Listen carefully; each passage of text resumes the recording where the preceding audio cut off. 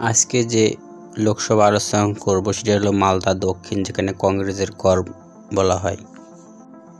মালদা দক্ষিণে এখানে 2009 সাল, 2014 সাল, 2019 সাল আবু হাসান খান চৌধুরী তিনি কংগ্রেস থেকে পরপর 3 বার এখান থেকে লোকসভা জয়লাভ করেন।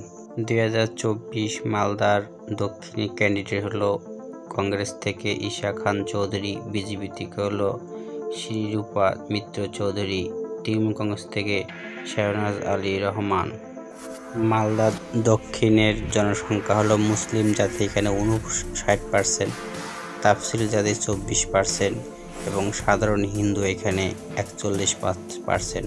অর্থাৎ মুসলিম ভোট যেদিকে যাবে সেই আসনে জয়লাভ হওয়ার সম্ভাবনা বেশি।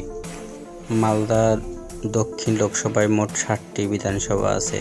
2021 সালে 60টি বিধানসভার মধ্যে 6টি জয়লাভ করে টিএমসি, বিজেপি করে 1টি আর অন্য দল এখানে 0 আসন পায়। 2021 সালে বিধানসভায় এখানে টিএমসি 54% ভোট পায়, বিজেপি পায় 28%, কংগ্রেস পায় 10%।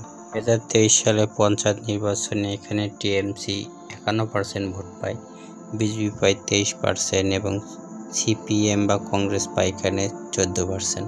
2019 সালে এই আসনটি কংগ্রেস জয়লাভ করে আবু হাসান খান চৌধুরী, তিনি পান 34%, বিজেপি পায় এখানে 34% এবং তৃণমূল কংগ্রেস পায় এখানে 27%। মানিকচক বিধানসভা 2021 সালে এখানে টিএমসি জয়লাভ করে 53% ভোট পায়, বিজেপি পায় এখানে 37% ভোট পেয়ে এখানে টিএমসি জয়লাভ করে। ইংলিশ বাজার বিধানসভাটি জয়লাভ করে এখানে বিজেপি শ্রীরূপা মিত্র চৌধুরী, তিনি 49% ভোট পায়, টিএমসি এখানে ভোট পায় 40%, 20,099 ভোটে জয়লাভ করে এখানে বিজেপি। মোতাবাড়ি বিধানসভা এখানে টিএমসি জয়লাভ করে 59% ভোট পায়, বিজেপি পায় 25%, বিশাল ব্যবধানে জয়লাভ করে। সুজাপুর বিধানসভা এখানে জয়লাভ করে টিএমসি, হলো এখানে টিএমসি ভোট পায় প্রায় 73%, কংগ্রেস পায় 10%, বিজেপি পায় 7%। তারপরের বিধানসভা হলো এখানে চন্দনা সরকার, তিনি 40% এবং বিজেপি এখানে 39% ভোটে প্রায় 2,471 ভোটে জয়লাভ করে টিএমসি।